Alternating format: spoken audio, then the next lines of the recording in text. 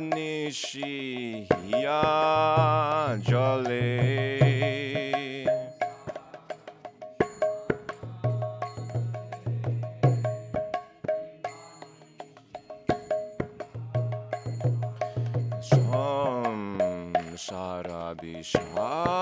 Sarabishanole Diba Nishiya Jole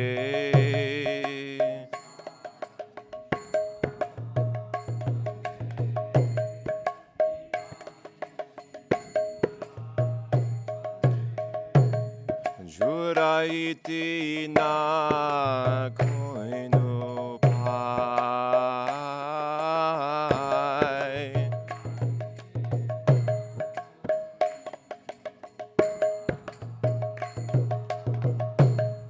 Juraiti na koinu pai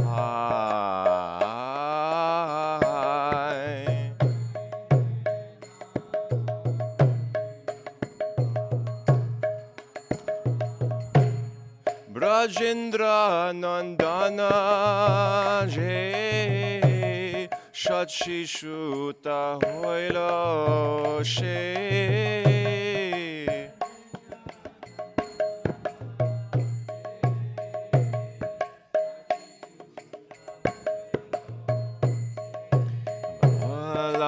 Balarama Hoilo Ni Tai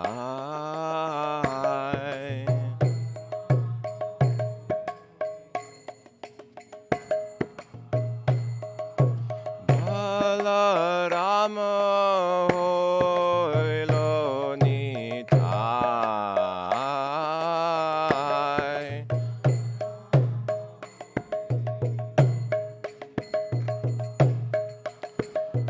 Dina hina jato chilo harinama udharilo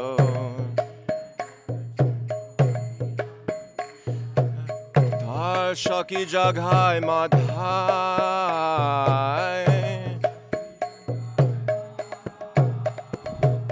Ha ha Prabhu Nanda Shuta Vrishabhanu Shuta Juto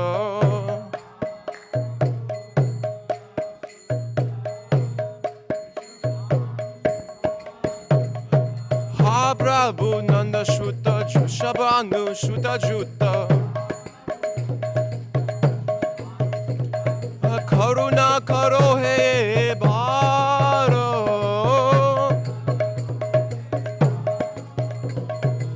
Narottama Dashak Hoy Natili Ho Rangabai Narottama Dashak Hoy Natili Ho Rangabai Toma bine ke ache amar Toma bine ke ache amar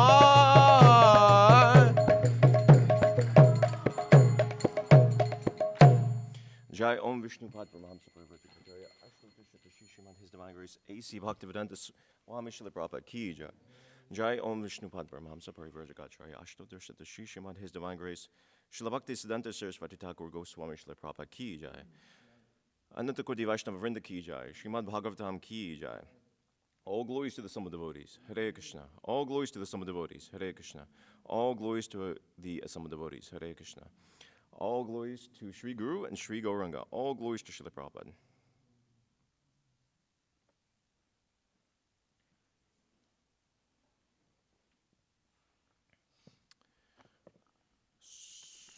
Om Namo Bhagavate Vasudevaya Om Namo Bhagavate Vasudevaya Om Namo Bhagavate Vasudevaya So we'll read from Srimad Bhagavatam 3rd Canto, 11th chapter. Quite a few verses I'll cover, starting with text number 24.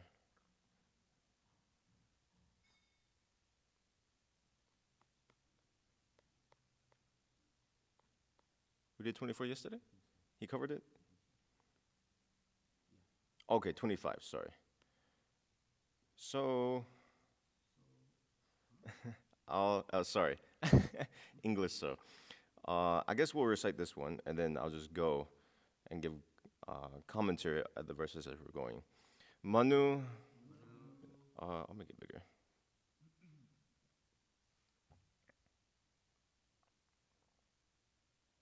Okay, 20.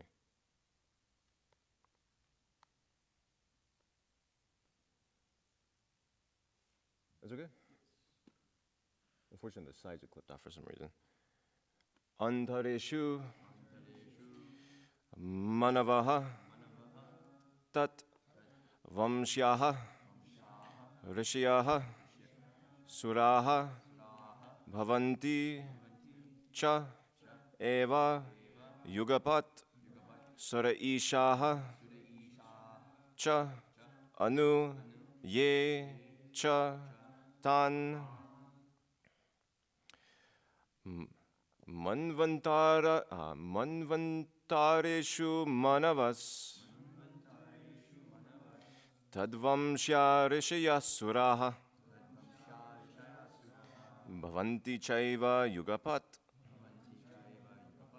sureshashchanu ye chatan. Wow. Manvantareshu manavas tadvamshya rishya suraha bhavanti chaiva yugapat sureshashchanu ye chatan. Manvantareshu manavas tadvamshya rishya suraha bhavanti chaiva yugapat sureshashchanu ye chatan. Please repeat.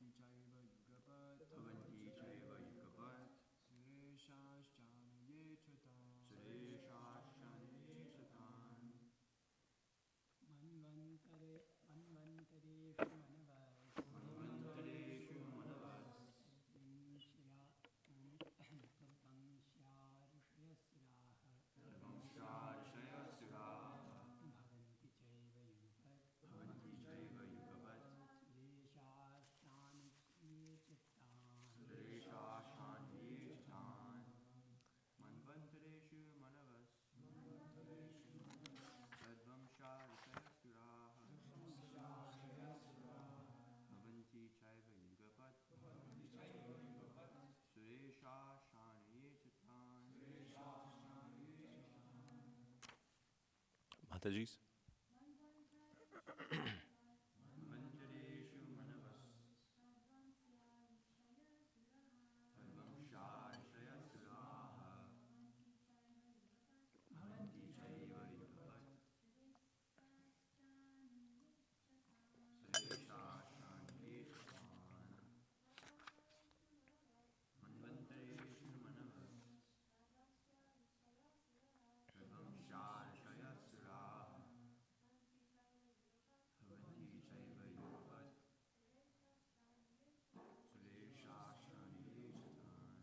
Manu antareshu. After the dissolution of each and every Manu. Manavaha, other Manus, Tatvamshyaha, and their descendants. Rishiyaha, the seven famous sages. Suraha, devotees of the Lord. Bhavanti, flourish. Cha eva, also all of them. Yugapat, simultaneously. Sura Ishaha, demigods like Indra. Cha, and. Anu, followers. Ye, all. Cha, also. Tan, them. Translation and purport by His Divine Grace A.C. Bhaktivedanta Swami Srila Prabhupada. After the dissolution of each and every Manu, the next Manu comes in order, along with his descendants who rule over the different planets. But the seven famous sages and demigods like Indra and their followers, such as the Gandharvas, all appear simultaneously with Manu. There are 14 Manus in one day of Brahma, and each of them has different descendants. Om Gyana Timirandasya Garanjana Shlakya Chakshur Unmilitam Yina Tasmai Shri Gurave Namaha Shri Chaitanya Manobishtam Stapitam Yuna Bhutali Swayam Rupakada Mayam Dadati Swapadang Dikam. Vandeham Shri Guru Shri Tapata Kamalam Shri Gurun Vaishnavamshta Shri Rupam Sagarjatam Sahagana Raganatam Vitam Tam Jajivam Sadvaitam Savadutam Parijana Saitam Krishna Chaitanya Devam Shri Radha Krishna Padan Sagana Lalita Shri Vishakan Vitamsha Hey Krishna Karuna Sindhu Dina Bandhu Jagatapati Gopisha Gopika Kanta Radha Kanta Namostute Tapta Kanchana Gaurangi Radhi Vrindavaneshwari Varishabhanu Suti Devi Pranamami Hari Priya Vansha Kapatu Vishta Kripa Sundari Vacha Patita Nam Pavani Pyo Vaishnavi Pyo Namo Namaha Nama Om Vishnu Padaya Krishna Prishtaya Putare Shrimati Bhaktivedanta Swamin Iti Namane Nama Om Vishnu Padaya Krishna Prishtaya Putare Shrimati Bhaktivedanta Swamin Iti Namane Namaste Saraswati Devi Gauravani Pracharane Nirvishesha Shunyavadi Paschatya Deshatarane Buddhir Mahadbiri Mafporo Vibor Nirmaya Shatiya Amurshi Purushaha Punkti Gunan Shurasha Shodashatmaka Sharang Shishta Bhagavan Vashamsi Me. So here we're talking about time. This is why we're talking about Manus, the change of the Manus, and then Manvantars come. So all this is coming from the calculation of time, we can remember. This is the calculation of time from the atom. In the next verse, Ishadainam Dinasargo Brahmastarai Lokya Vartanaha Tiryanri Pitridevanam Sambhavo Yatra Karma Bihi. In the creation, during Brahma's day, the three planetary systems, Swarga, Martya, and Patala, revolve, and the inhabitants, including the lower animals, human beings, demigods, and pitas, appear and disappear in terms of their fruitive activities. Manvantareshu Bhagavan Bibrat Sattvam Svamurti Bihi Manvadibhir Idam Vishvam Avati Udita Paurushaha. In each and every change of Manu, the Supreme Personality of Godhead appears by manifesting his internal potency in different incarnations, as Manu and others.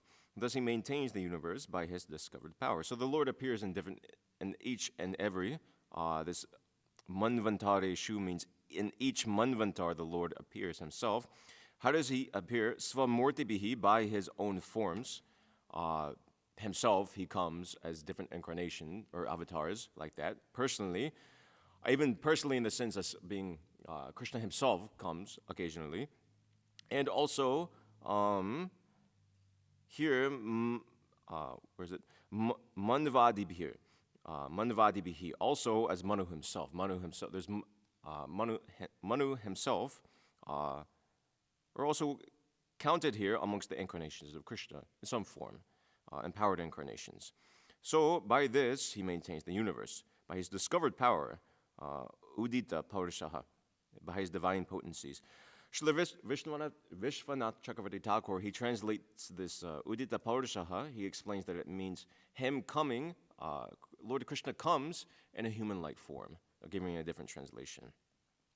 The next verse, Tamomatram Upadaya Prati Samrudha Vikramaha Kalinanu Gata Shesha Asti Tushnim Dinatyaye. At the end of the day, under the insignificant portion of the mode of darkness, the powerful manifestation of the universe merges in the darkness of night. By the influence of eternal time, the innumerable living entities remain merged in the dissolution, and everything is silent. This verse is an explanation of the night of Brahma, which is the effect of the influence of time in touch with an insignificant portion of the modes of material nature and darkness. The dissolution of the three worlds is affected by the incarnation of darkness, Rudra, represented by the fire of eternal time which blazes over the three worlds. These three worlds are known as Bhu, Buhu, Bhuvaha, and Swaha. Patala, Martya, and Swarga, different names for them. The innumerable living entities merge into that dissolution, which appears to be the dropping of the curtain of the scene of the Supreme Lord's energy, and so everything becomes silent. Of course, that's here.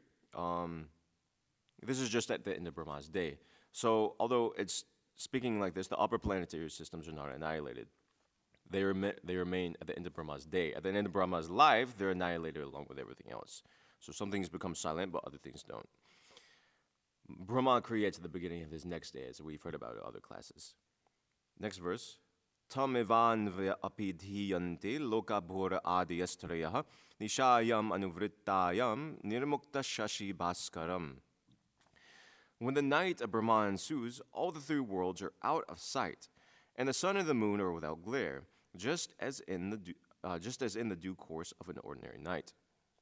It is understood that the glare of the sun and moon disappear from the sphere of the three worlds, but the sun and the moon themselves do not vanish. This is what's being explained. The higher planetary systems aren't annihilated because it's only the end of the day. They appear in the remaining portion of the universe, which is beyond the sphere of the three worlds. The portion in the dissolution remains without sun rays or moon glow. It all remains dark and full of water, and there are indefatigable winds, as explained in the following verses. Trilokyam dahyamanayam shaktya sankarsanagnina yantu ushana maharlokaj janam brigvadayor urditaha. The devastation takes place due to the fire emanating from the mouth of Sankarsana.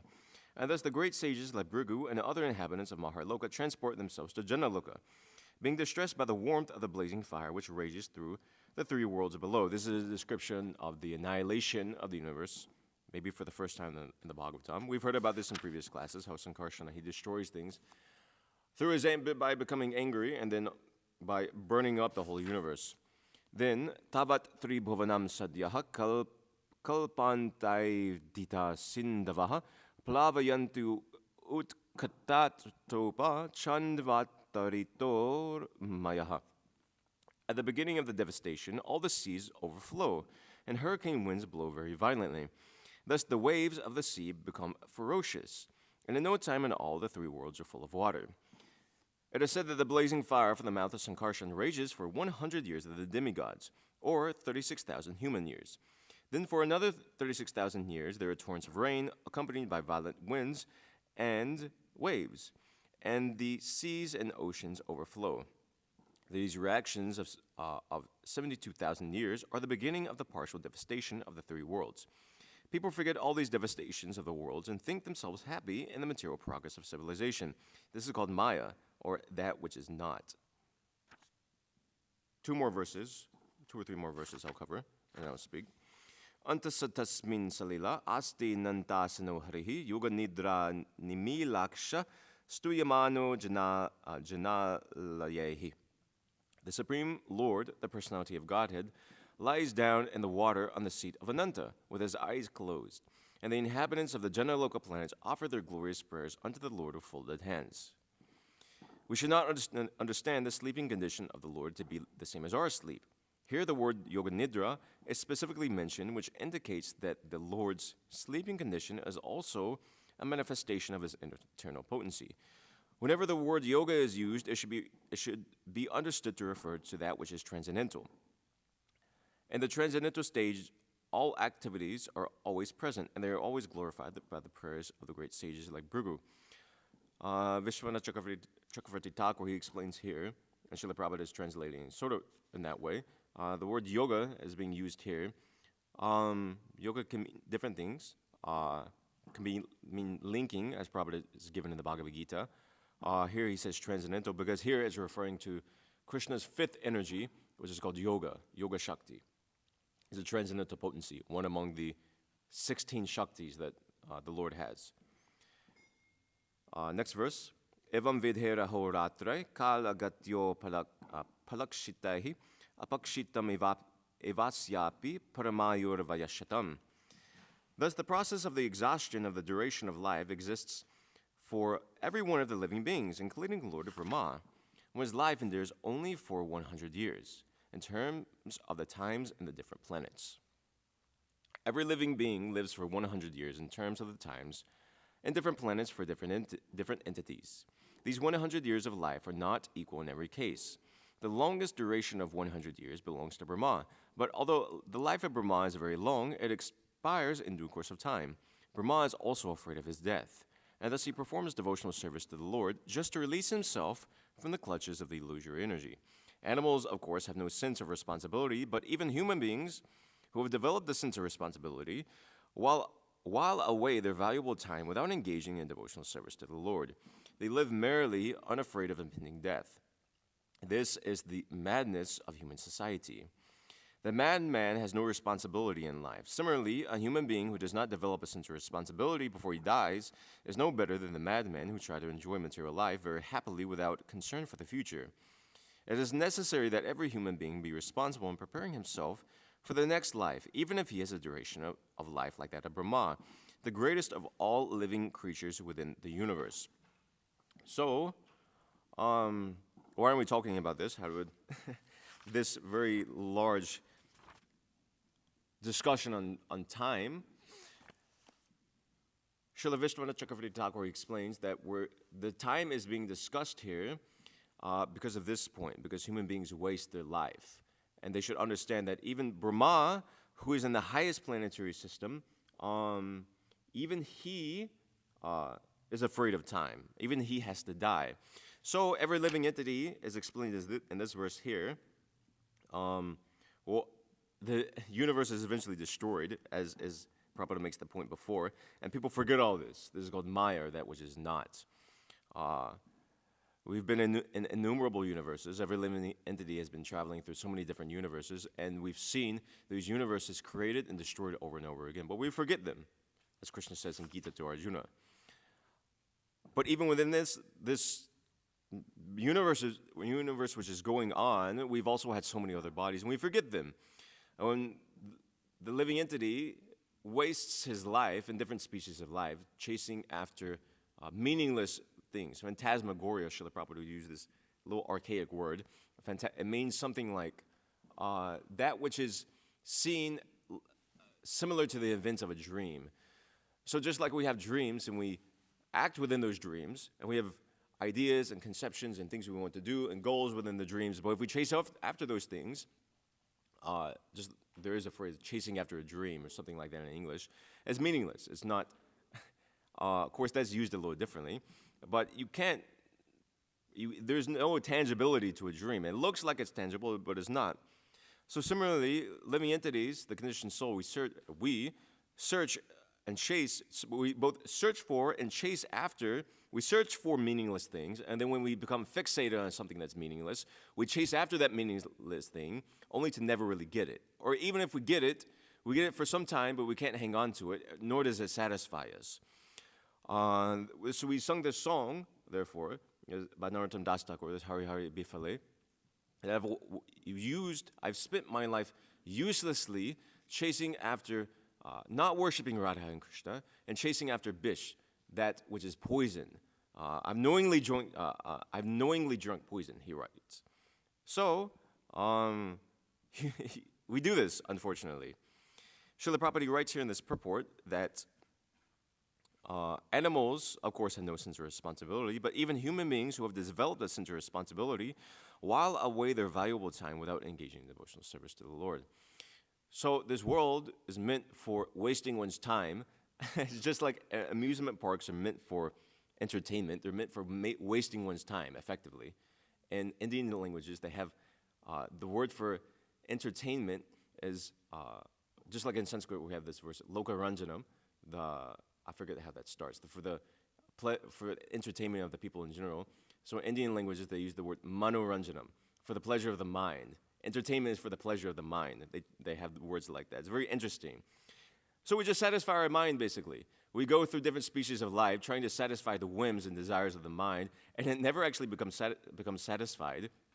It just kicks us over and over again, because mind is a form of Maya to one degree. It is, not to a degree. And never becomes satisfied. And we go through the two poles of Boga and Tyaga, enjoyment and renunciation. Sometimes we're enjoying, but we're not really happy. And sometimes we renounce those things, but also we're not really happy. And sometimes we're in the middle where we're being pulled between two directions, and still we're not happy. So we look for what will satisfy the mind, but when we try to satisfy the mind never becomes satisfied. And then the mind presents us so many different things. Well, maybe if I had this, maybe if I did this, maybe if I got this, I could do this. Srila Prabhupada, he says, actually this is a kind of madness. When you see crazy people, just like we had some crazy men recently, we kicked them out some time ago. So his mind is not in proper order. You can tell by his behavior. One's behavior generally is the external manifestation of one's mind. Of course, not always, but generally, of course, everybody has some little craziness because we're conditioned souls. Our mind is a little crazy to some extent, or to a great extent. But we can control the mind to some extent. But those who are unable to control the mind, their mind becomes outwardly manifest. And even in our behavior, even in a normal person's behavior, their behavior is a manifestation of the mind. We think about things, we contemplate it, we dwell over it, then it becomes manifest in our behavior. It's just like if we feel, I don't know, somebody slights me or something, then in my mind I think like, oh, that person is a real unkind person, and I begin to dwell over his bad qualities, and then I begin to, by my external behavior, I treat him differently. First, maybe by my own behavior, and then I may speak harsh words to him. So it all begins in the mind. All activity begins in the mind. Sometimes it's over the course of a long amount of time. Sometimes it's immediate, because the mind is very fast. Srila Prabhupada would say that you can go immediately to India, or even different universes, if you can so remember, different worlds, by means of the mind. The mind is very fast. So, it begins in the mind. So, like this. So yes, it's a form of madness. I was making that point, a madness of the mind. And Bhagavatam says this, Nunam pramata purute vikarma yad indriya pritya aprinoti. That out of madness, extreme madness actually, pra means is like an intensifier. So mata means, just like in Mridanga we have this beat called matan. It means like maddening. So, or in Gurvashtaka we sing, Mahaprabhu Kirtana Nritta Gita, Vadirita Madhyan Manasora Sena. The spiritual master, he becomes maddened by the rasa of Lord Chaitanya's kirtan. So, that's the spiritual master, but the conditioned souls, they're maddened after Indriya Pritaya, trying to satisfy our senses and also the desires of the mind. And it's a form of madness because it's impossible to do. It's just like if you try to, if somebody sees a fire and they try to put that fire out by just feeding it more oil, we can say, it's crazy. It's not going to work. It doesn't work. If we're under the conception we can extinguish a fire by dousing with oil, it's impossible. So similarly, if we're thinking that we can become happy by trying to satisfy the senses, it's a sort of madness because it doesn't work. It's not how the mind works. The senses don't work like that. The mind doesn't work like that. This body we've gotten, the instruction manual doesn't work like that. So it's a form of madness, which Maya puts us under. Therefore, it's called that which is not. That's not how you satisfy the living entity. But nevertheless, Maya convinces us that's how we'll become satisfied. So we consequently... anyway, I'll just quote it. I had this other verse. Matirna Krishna Pradata Svatova Mito Bipadyata Grihavartanam Adatta Gobhir Vishadatamisram Panash Charvita Charvananam. That Prahlad Maharaj, he says that because we have no attraction for Krishna, because we chase after the desires of our mind rather than trying to worship Krishna, we again chew that which is chewed, that which has no rasa in it, which is no satisfaction to us. We chase after those things. What are those things we chase? There's so many different things. Wealth, education, followers, position, prestige, fame. Srila Prabhupada in Chaitanya Charitamrita, he writes, public welfare, nationalism, religion, altruism, ethical codes, biblical codes, health directives, fruitive action, bashfulness, tolerance, personal comfort, liberation from material bondage, progress, family affection, or fear of social ostracism or legal punishment. All these things are just different subdivisions of one substance, and that's sense gratification. So people in this world, we chase after so many different things, but we're just chasing after sense gratification. Before I came to Krishna consciousness, I was thinking, I wouldn't call it a realization, I guess just some like feeling or something, that no matter what I try to do in this world, it all feels like the same thing. Whether I'm going to school, hanging out with friends, doing drugs, this or that, playing video games, it all just feels like the same thing. I was wondering why it's a very strange feeling. But now, through Krishna's knowledge that he's giving, knowledge of the Bhagavatam, we can understand. It's all just sense gratification in different forms. It's just like we have windows here, and each different pane has a slightly different color to it. It's shaded. One is blue, one is green, one is kind of pinkish. But it's all just a window. It's all just light, shaded in different ways. So similarly, all these things, public welfare, biblical codes, wealth, followers, it's all just sense gratification, just shaded in different ways. So wine in different bottles, in other words. So we've been trying, the living entities in the material world, we've been trying to extract happiness from sense gratification through our mind, through our senses by trying to satisfy the mind through time immemorial. And how do we try to do it? We try to adjust different things in our life. We try to pursue, you could look at it in different ways, trying to accumulate things, trying to chase after goals. In one sense, Srila Prabhupada explains in different places, that you try to adjust material conditions. Things aren't as you want it in your life. You have some sort of desire, or you're a little uncomfortable in some way, or you think you could improve your life in some way. If you have better living conditions, you have some better car, better phone, you get a girlfriend, you get married, you have some kids. You just make a little adjustment in your life, and then things will be very nice. Things will be perfect, but it never becomes perfect because people, from time even on the national stage, people are thinking, well, I can make this trade deal, I can pass this law. If only this power comes into party, if only things are adjusted like a little bit, things will be very nice. But since time immemorial, since the dawn of history, the living entities, we've been trying to make these adjustments in the material world. We've been trying to adjust our situation so much, and then it's like a balancing act. We adjust one thing, then something else gets thrown off automatically. It's just like if somebody... In dealing with kids sometimes, like multiple kids, if you try to calm one kid down in a classroom, another kid has an issue, like very, very small kids. It's impossible. So we try to control one thing in our life, and another thing goes completely out of whack. This is how Maya works. We can't get everything perfectly adjusted because there's no perfection in the material world. We're looking after perfection in a place where there's no perfection. Just like Prabhupada would say, we're looking after water in a desert.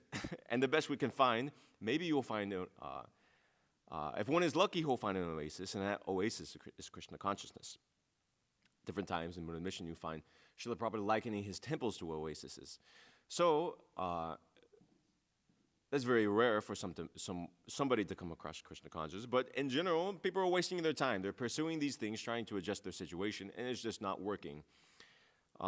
It's just like, so sometimes you have something, and you try to fix it. Say you have some car, you're trying to fix it, and it takes so long to fix the car. At some point, you just trash the whole car because it's not worth salvaging. So the material world is something like an old car that's just not worth salvaging. We should throw it out and take the Krishna consciousness. Purchase a new car, a new, nice, clean car, which works very nice, which has been given by Krishna himself.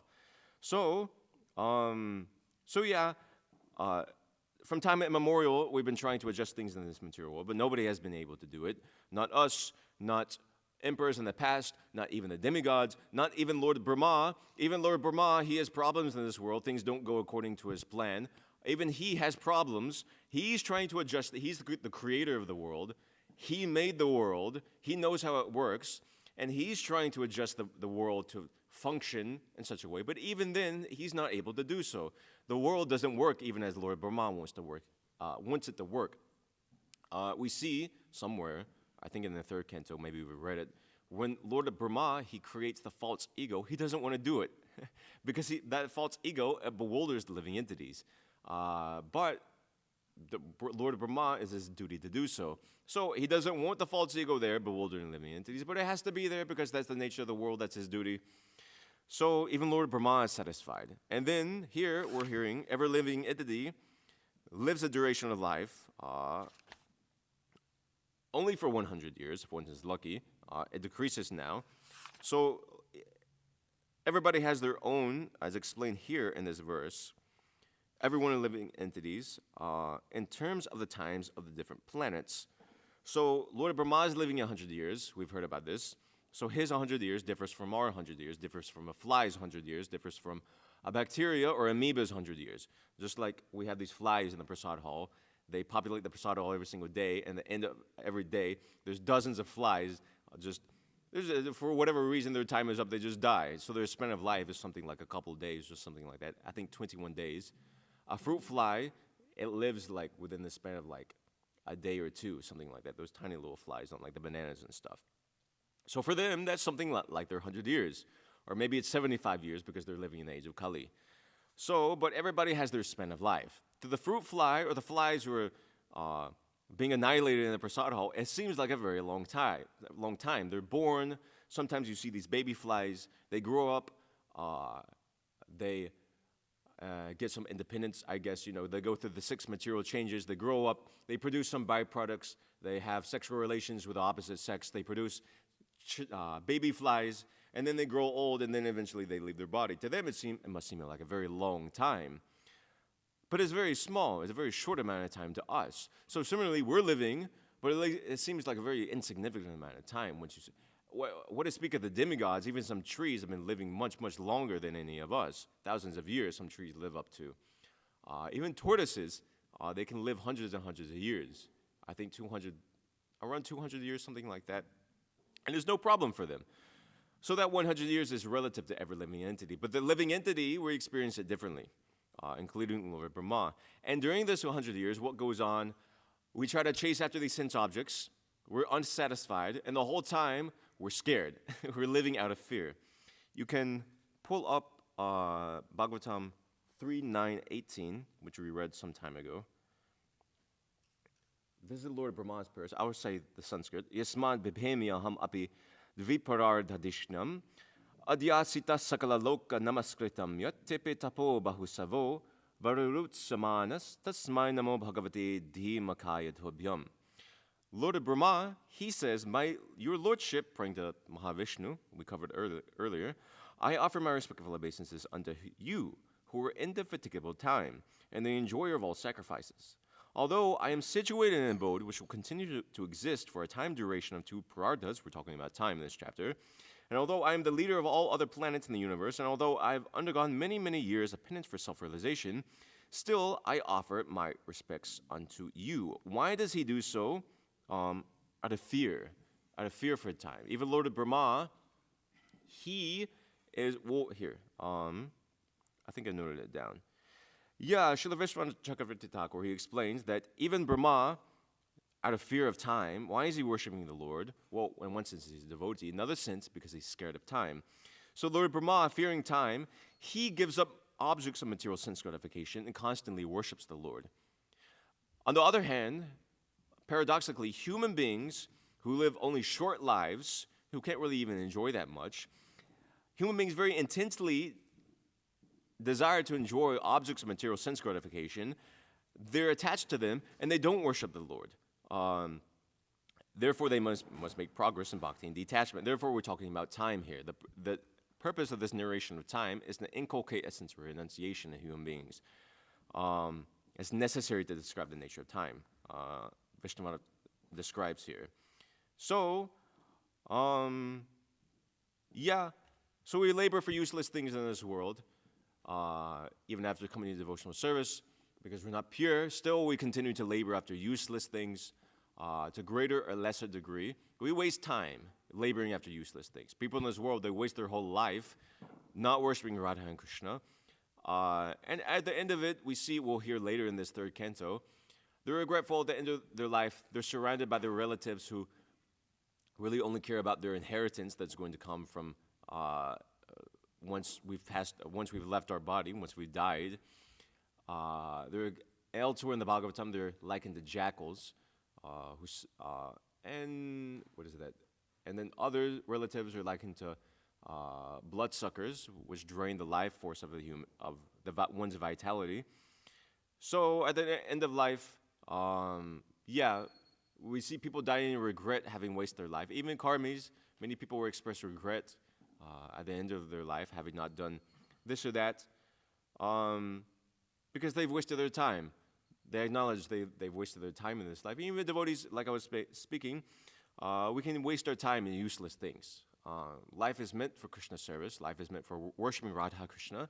So we should worship Radha Krishna, and we should engage in their service and engage in the service of the spiritual master, and not waste time. Wasted time can come through many different things, and sometimes it's over the course of a long period of time. Sometimes we think that which is not a waste of time is actually a colossal waste of time.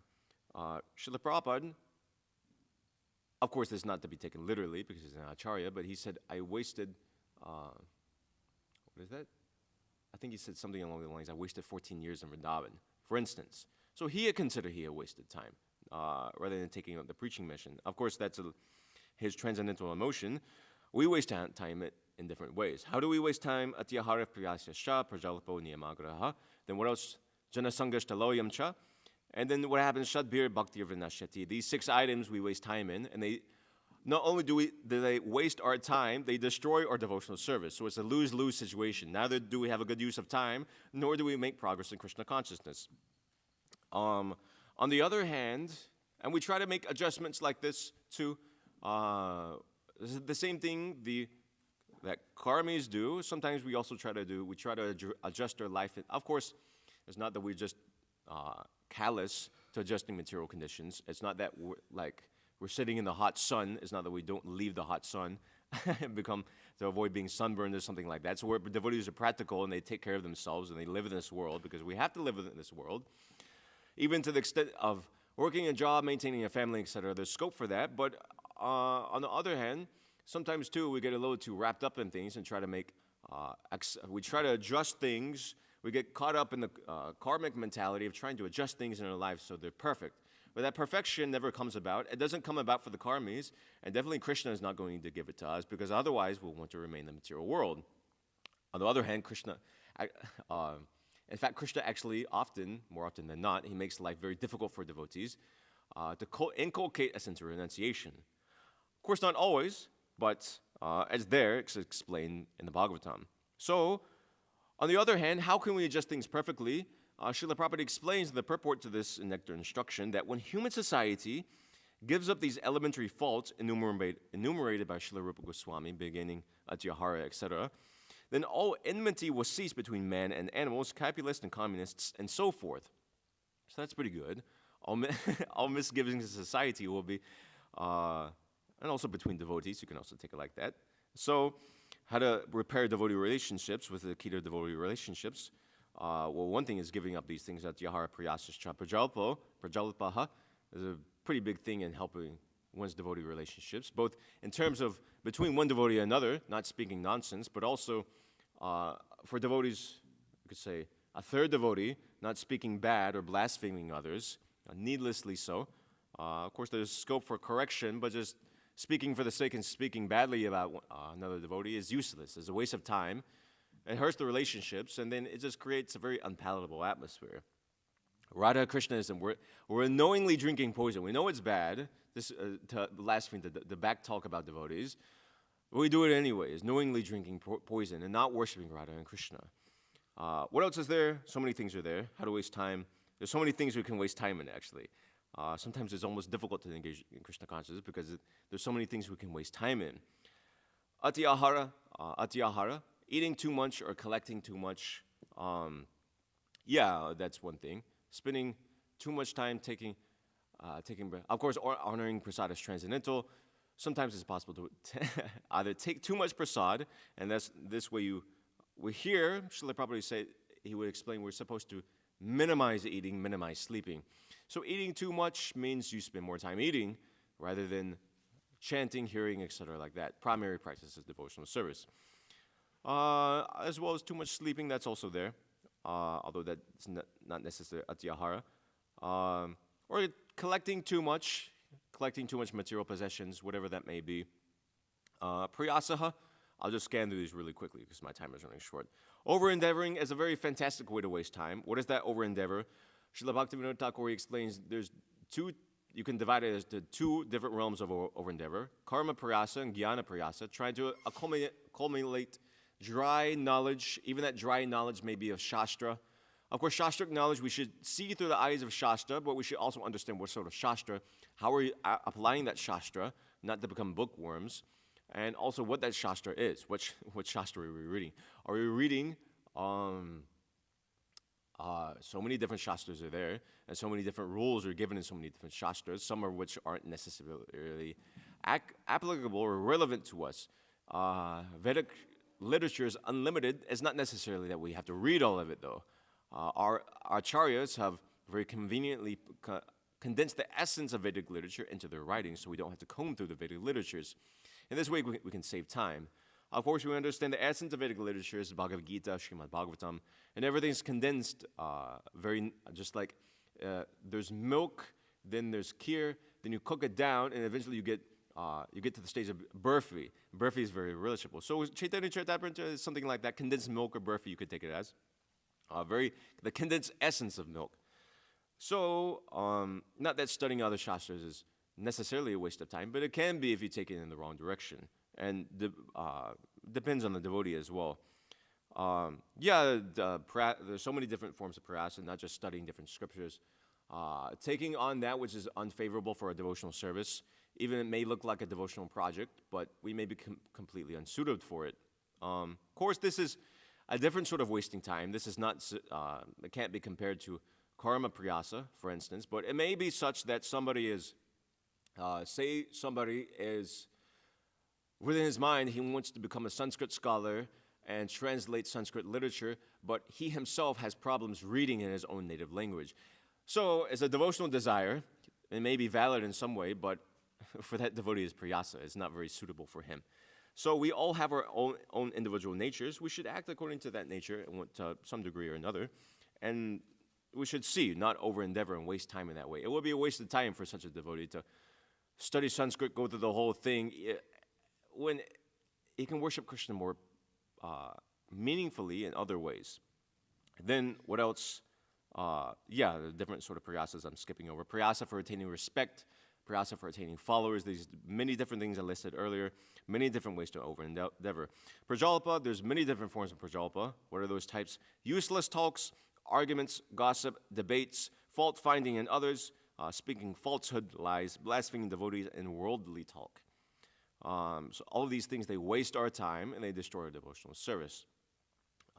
Devotees, on the other hand, it's symptomatic of devotee. He talks about Krishna, especially when he's in the association of other devotees. What does he do?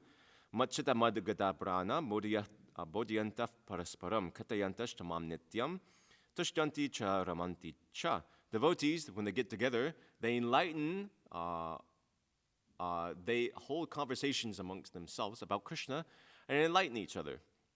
Then elsewhere in Gita, we have Satanam kirtayanto mam yatantashta duridavrittaha. The Mahatmas, the great souls, devotees, they're always chanting my glories. So, devotee spends his time in glorifying Krishna. Of course, Bhaktivinoda Thakur, he writes those may not be that we're just reciting Krishna's names or talking always from Bhagavatam. There are many different things devotees talk about, some which may not appear directly Krishna conscious, just like we may talk about, just like yesterday I had some discussion about how to record things, because I don't know the first thing about video editing. So video editing in and of itself is not transcendental, but when it's linked with Krishna consciousness, for the sake of Krishna consciousness, that talk also becomes favorable for Krishna consciousness. That's not necessarily prajalpa. It can become prajalpa if it approaches the point of prayas. It's just like our spiritual master, he says in lectures, it's just like you have to buy some computer or something. So you may spend the dedicated time to research, not waste Krishna's money, what computer should I get? But then if you can become absorbed in the whole computer and the whole tech scene, researching this and that, spending hours and hours and hours researching, and then never actually coming to a conclusion, then it's a waste of time. So similarly, other things, I have 3 minutes. Niyamagraha, it's obvious, Of course, not following rules and regulations, it's a little difficult. Generally, rules and regulations take time to observe, so not necessarily in that degree do we waste time, I guess. Of course, that form, niyamagra, is not good. But principally wasting time, it's also possible to waste time by being too attached to rules and regulations, trying to follow rules in circumstances which don't warrant rules, or trying to observe things in some situations which don't observe, which is just a waste of time. For example, you can observe many different, you take it to the extreme degree, many rules are there in the Vedas, how to perform yagyas, sacrifices. Even in our own Smriti, Hari Bhakta Vilas, there's many different rules there. But if you want to follow everything in there, it may be a waste of time. If we're wanting to follow all sort of Vedic principles to the exclusion of, or to the neglect, we can say, of directly hearing and chanting about Krishna, it could be a waste of time. Of course, it's not that we completely reject these things, but the essence of devotional service and all these vidhis, vidhi means like rules and regulation, is to think of Vishnu. Smartavya satatam Vishnu, vismartavyo najatuchit, sarve vidhi nishidasyur etiyo evakinkaraha. The purport of following all the rules and regulations is to worship Vishnu, is to think of Krishna. So if we're following regulations, they impede our remembrance of Krishna, we can question their value and how their use in our life. Then Jana Sangha, association with worldly people. Of course, to some extent, there's scope for that. Going amongst our family, it's not that we're callous like that. What if we're having karmic friends, just maintaining useless relationships with them? What's the point of it? It's a waste of time. We may enjoy some rasa out of that relationship, but if that relationship doesn't come to the point of hearing and chanting about Krishna, what's the use of it? Or trying to benefit that person in some way by giving prasad, even if they don't come to the point of being a devotee, etc., like that. And then loyam, ardent greed for mundane achievements. We can also waste our time in this way. Running short on time. I wanted to read some songs by Bhaktivinoda Thakur, but I'll just gloss over them.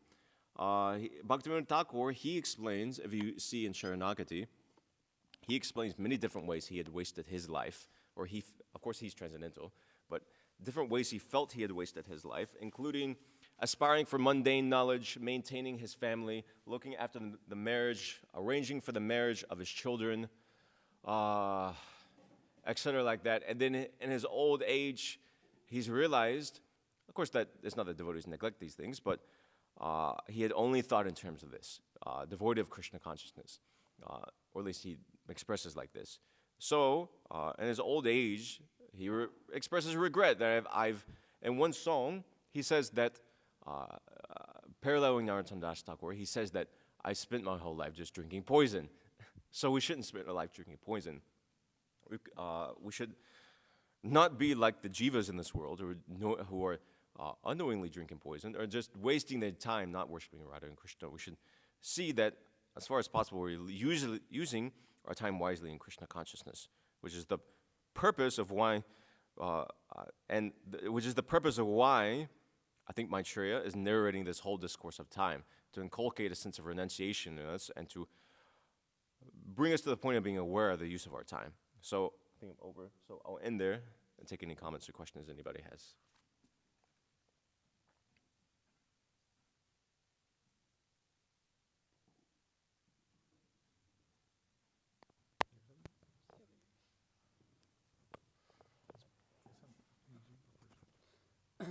There's just one point. I was reading something earlier, and you mentioned this particular prayas, and it's mentioned by Sanatana Goswami that out of all the different type of prayas, this desire for fame is is actually the root cause of all other anarthas.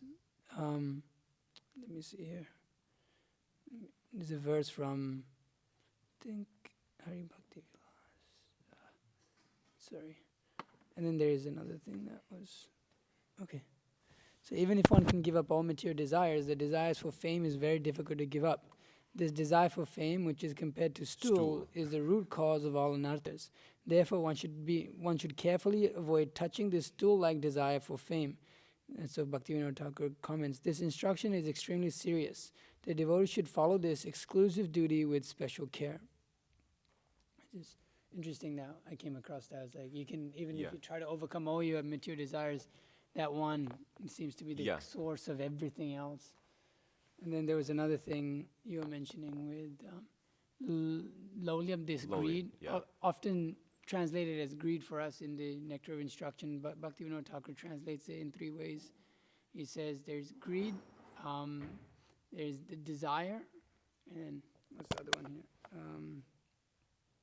Laulyam is unsteadiness, and not being able to be steady, restlessness. Restlessness of the heart. Yeah, or something like that, restlessness, greed, and desire.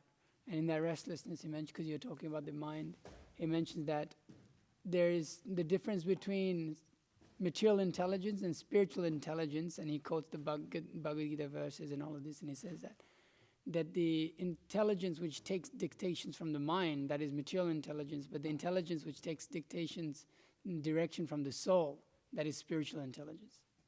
I just thought those were like pretty profound. It's nice. things.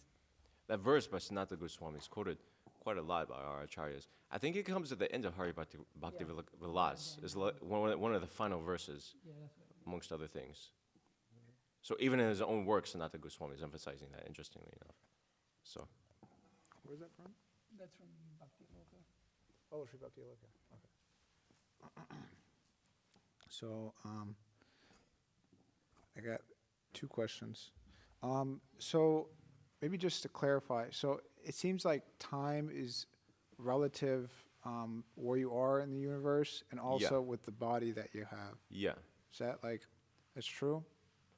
Well, I mean, from material science, that seems to be a fact. Just like if you approach the event horizon, time becomes elongated, something like that, of a black hole. Yeah. So, I mean, even then, based upon, anyway, it's complicated, but based upon where you're at in the universe, time has a relationship with matter, even by material science. Yeah. So it seems to be like that too.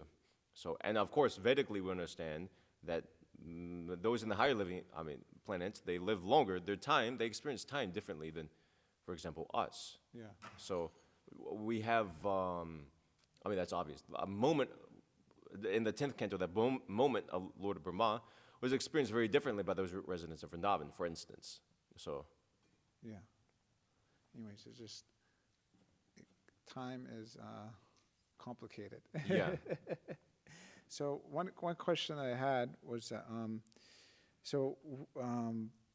we read in one of the purports that Brahma is afraid of death.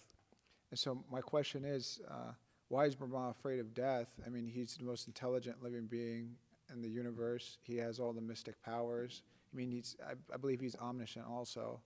Like he's all knowing. Yeah. You would think that he wouldn't be afraid of death since he's so powerful. Yeah, because I'm just seeing if something comes here. Time, he's very afraid of time, which entails death, obviously. Because, he's very powerful, but he was also created. And time, just the influence of time, by time's influence, it causes many, just like here, we're hearing about the destruction of the universe, the fire that consumes the universe, and violent winds that blow for 36,000 years, and the whole thing becomes filled with water. That's very scary, even earlier, Gurmar's lectured on this verse, that those winds were such that they even tottered Lord Brahma's position on the lotus flower.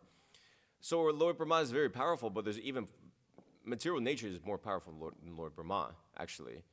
Even though he uses material nature to create, but that's Maya, which is Krishna's energy, so it's above, it's more powerful than Lord Brahma. Just like any other jiva in the material world, Lord Brahma has a very great position, but he's still a jiva, and that material energy can overpower him, as is obvious. So, therefore, that fear seems to come there. And that death, even though he's very powerful, he has a material body, and ultimately that death will come. And exactly, of course, we hear descriptions that he's elevated, he has interactions with Vishnu, Krishna even, directly, and he can see the spiritual world from his position, But still, there's no guarantee within the material world. It's a very fearful place. Even for a pure devotee, even Lord Brahma is a pure devotee. Srila Prabhupada, he said at the end of his life that the world is such that, of course, this may be his transcendental sentiment, but this is the sentiment, even if you take Brahma as a pure devotee, Srila Prabhupada expressed that, I'm paraphrasing, like, even just being in this world, he had committed so many mistakes or something like that. Offenses, something like that. Of course, he hadn't. But the nature of the world is it's a scary place, in other words, even for a devotee, because there's always chance of, there's dangers at every step, in other words. So, of course, a devotee takes shelter of Krishna, but, we see even, just thinking in the case of Srila Prabhupada, we see, for example, he was always wary of Maya, even though he's always transcendental to Maya. So applying the same thing to the Lord of Brahma, it doesn't seem unreasonable to the Lord of Brahma's. And also, Brahma has things to do. He is a pure devotee, just like Srila Prabhupada wanted to do things, so he didn't want to die in the sense that he wanted to continue his service. So it could also be for Lord Brahma, if he's devotee in that way, to continue service like that. So, could be. Philosophical speculation. Anything else? Is that okay? You were mentioning, like, in the middle of the class about, like, the plans for material enjoyment. Yeah. I was reading yesterday, and I was like, I just want to read this because I like really applied to that. It's 2:3:11. All plans for material enjoyment, either by worship of different demigods, as described in previous verses of this chapter, or by modernized advancement of scientific knowledge without the help of God or demigod, are illusory only. For despite all such plans for happiness, the conditioned living being within the compass of material creation can never solve the problems of life, namely birth, death, old age, and disease. The history of the universe is full of such plan makers, and many kings and emperors come and go, leaving a plan-making story only. But the prime problems of life remain unsolved despite all endeavors by such plan makers. Yeah, that's very nice.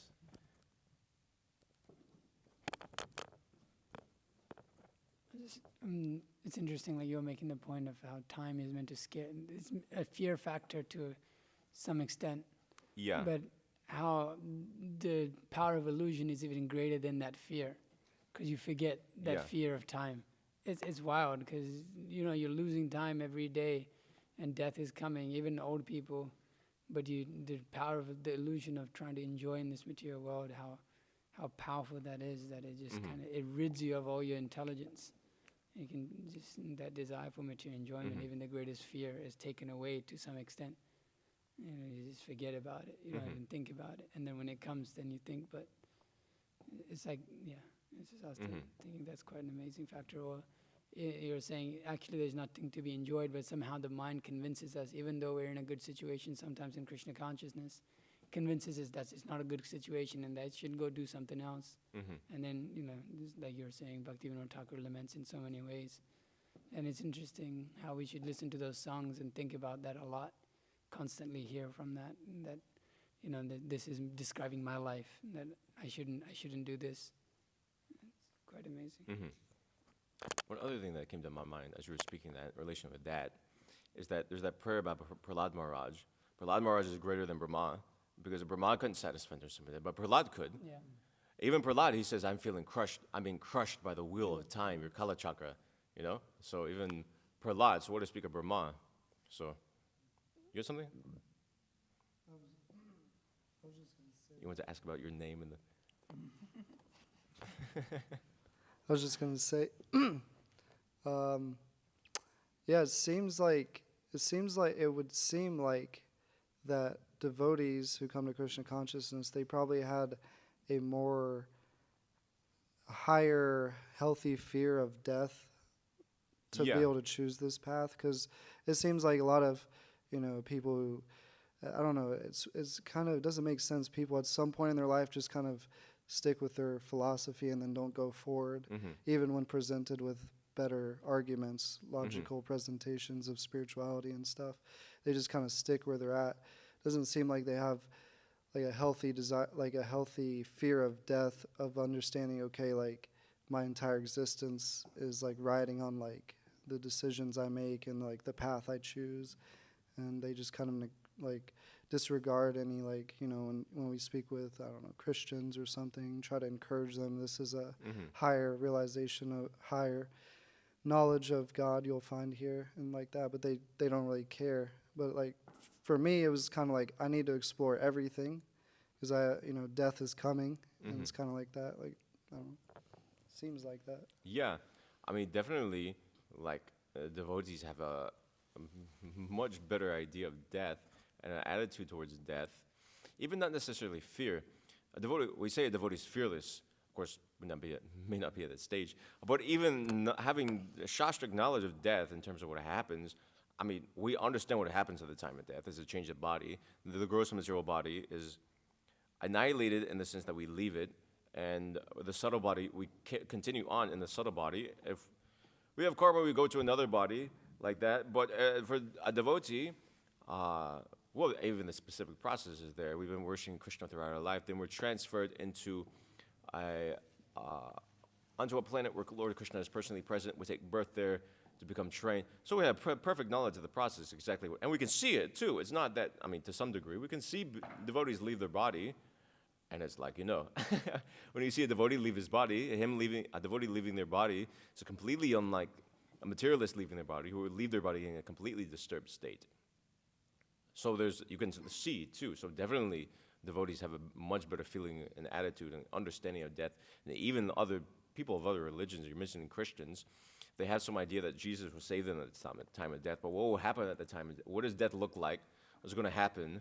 Where do you go? How is that saving going to work? It's very vague, So therefore, there's fear. There's still so much fear, even though they have some sort of conception like that. But because of fear of the unknown, it's there, that fear of death. So yeah. Mataji's questions?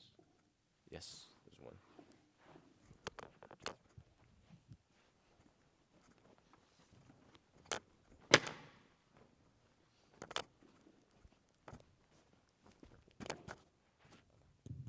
Is there any scope for comparing the fear of Lord Brahma to that of just the more conditioned souls, and just how they're always afraid of death, and that because the what of Lord of Brahma? I didn't hear that. Is there scope for comparing Lord Brahma's fear to the fear that we see in conditioned souls of how they want to remain young because that's our constitutional position, is to be eternal? So when there's the coming of the destruction, how that would be fearful for any living entity? It's a little different because Brahma doesn't age. We hear the demigods don't even age. When they die, when demigods die, there's a description in the Bhagavatam. They're eternally young, some age, I'm not exactly sure what age, but their garlands are ever fresh. You see like this in the paintings too. Their garlands are ever fresh, they're youthful, and when they die, then their complexion fades, their garlands fade, and then they go on just like that. It's a very quick process. But throughout their life, their form doesn't fit. They don't feel the effects of old age. Elsewhere, I think we read recently on Brahmaloka, there's no effects of disease or old age, interestingly enough. So they're exempt from 2 of the 4 pangs of the material world, which is pretty good. So Lord Brahma, he in the sense of trying to stay young, well, he's always young, I guess. Of course, we see him depicted differently, sometimes depicted with a beard. But however his form is, that form doesn't age because he's amongst the demigods. But can it be compared to that fear of the jiva? Well, insofar that Lord of Brahma is not a pure devotee, then yes, because it's the same basic thing, because he's afraid, he has to change his position eventually, It's a very fearful thing. It's just like, anyway, I won't give examples, but it's easy to understand.